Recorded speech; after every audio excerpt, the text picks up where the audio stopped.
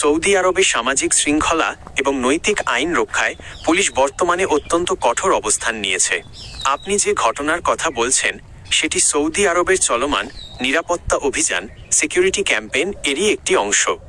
Saudi press agency এবং নিরাপত্তা বাহিনীর তথ্য অনুযায়ী অনৈতিক কর্মকাণ্ড এবং আবাসন আইন লঙ্ঘনের বিরুদ্ধে রিয়াদ, জেদ্দা ও মক্কার মতো শহরগুলোতে নিয়মিত অভিযান চালানো হচ্ছে। এই ধরনের গ্রেফতারের ক্ষেত্রে সাধারণত যে বিষয়গুলো ঘটে। কেন এই গ্রেফতার? সামাজিক ও নৈতিক আইন সৌদি আরবে অনৈতিক কর্মকাণ্ড, প্রস্টিটিউশন এবং জনসম্মুখে নৈতিকতা বিরোধী কাজ কঠোরভাবে নিষিদ্ধ। 2 গতার আবাসন ও শ্রম আইন লঙ্ঘন। গ্রেফতারকৃত প্রবাসীরা অনেক সময় তাদের নির্দিষ্ট কর্মস্থলের বাইরে থাকেন বা অবৈধভাবে দেশটিতে অবস্থান করেন।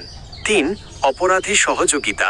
যে প্রবাসীরা এদের আশ্রয় দেয় বা যাতায়াতে সাহায্য করে তাদেরও সমান অপরাধী হিসেবে গণ্য করা হয়। শাস্তির বিধান।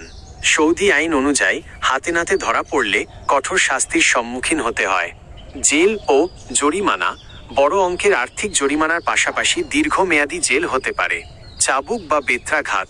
যদিও বর্তমানে অনেক ক্ষেত্রে এটি শিথিল করা হয়েছে, তবে অপরাধের ধরন অনুযায়ী বিচারক সিদ্ধান্ত নেন। ডিপোর্টেশন, বহিষ্কার।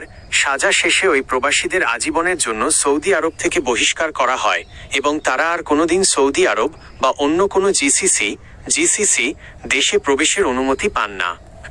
প্রবাসীদের জন্য জরুরি বার্তা। সৌদি আরবে আইন প্রয়োগকারী সংস্থাগুলো এখন অনেক বেশি সক্রিয়।